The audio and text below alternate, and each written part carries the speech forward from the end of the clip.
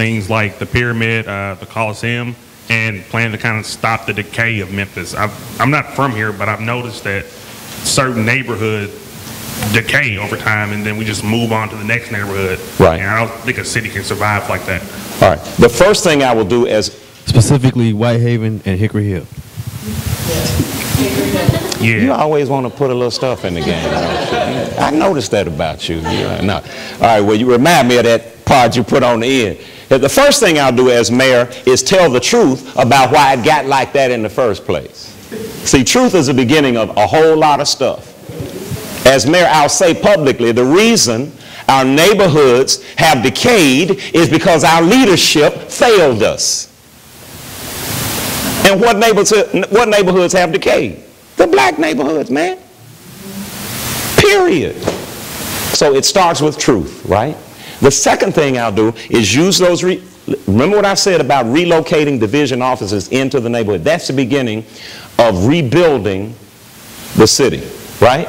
I'll use one of the principles that the Memphis Youth Manifesto, that was the name of the organization where those 300 kids gathered, Memphis Youth Manifesto. One of their principles was economic empowerment is the key to rebuilding neighborhoods. What I will do is, see, you can't start big with a pyramid if the pinch district is toe up from the flow up, right? So what I'll do is strengthen the communities, strengthen the neighborhoods around the pyramid through economic empowerment. As mayor, leading by example, encouraging city employees and every Memphis resident to do business inside your community at least once a week. Now, it's not going to happen overnight because it took 30 years for us to get where we are now. Remember that. One of the things President Obama is realizing right now is that you the man, but it's going to take time. Right? But I start slow. Now, if we can do with the Memphis Music Commission what I believe can be done, the pyramid can once again become a performance venue. No reason for it. It's beautiful, man. You ever flown into Memphis and come across the river and you see that beautiful? That's beautiful. And it's an icon. It's a symbol of excellence. Memphis, Egypt. It's a natural. Just don't let it fall. Now, if we can do what I said with the Memphis Music Commission, what's Memphis the home of musically, they say? What color is the top of the pyramid? What better place for the annual Blues Awards than the pyramid? Major television, major promotion, major artists. It can be done if we have the will to do it. I'm a musician at heart. I can't play a thing. But I got music in my spirit. I got music in my soul. If you hear me speak or watch me do anything, I'm musical. It's me, right? So music is what I would do at the pyramid. As far as the Coliseum is concerned, I'm not so concerned about the Coliseum as I am about Liberty Land. Got to bring Liberty Land back. Anybody know my brother, Kirk? Anybody ever heard of Kirk? Kirk Whalum? You know where Kirk learned how to really do his thing? And put on the show? At Liberty Land. Because Liberty Land used to be a place where young people, 14 years old, 15, 16, could go and get paid to learn how to perform. That's what Liberty Land used to be. And according to the Memphis Youth Manifesto, you have to have entertainment and recreational opportunities for children to stay away from criminal behavior. So it seems to me that that's a worthwhile capital investment. Why are we sitting around here talking about we don't have money for Liberty Land? We had to let it close because we couldn't support it. We could support it if we wanted to. And speaking of that, the so-called front runners in the race for mayor were in their seats when Liberty Land closed. What about that? No, I'm serious business. What about that? If you could have done what you say you're going to do, why haven't you done it? Somebody's got to ask those kind of questions, y'all. And I'm definitely going to ask them. But I need y'all to ask them. Right?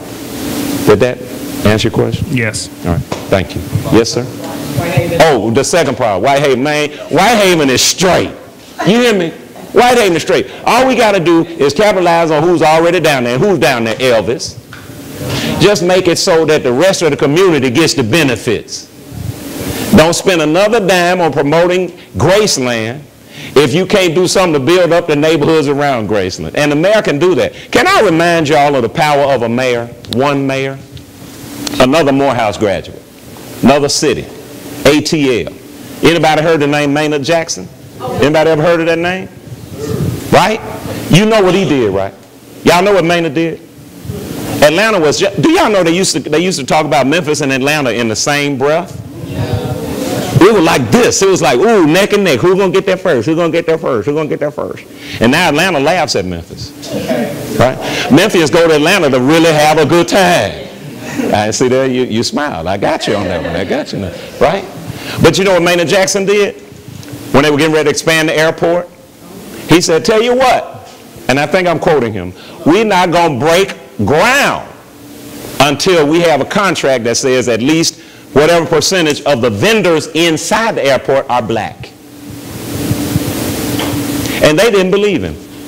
Guess what?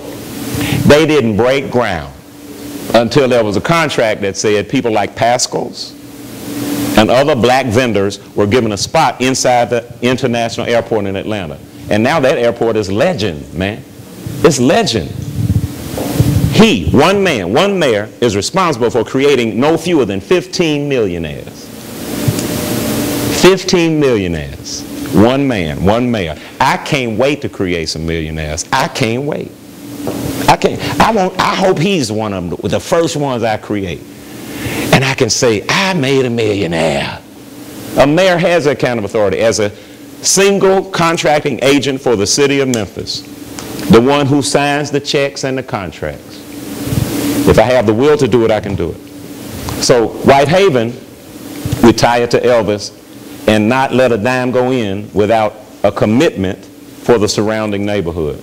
Hickory Hill, whoo, now I ain't got no answer for Hickory Hill. Now if I had one, I'd give you one. I used to live in Hickory Hill. And may I be honest with you? I'm glad I got out. I'm just being honest.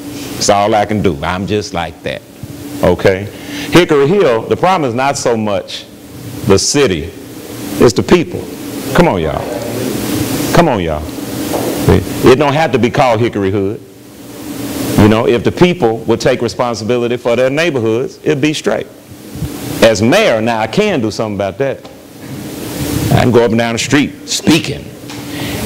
Get that car out of that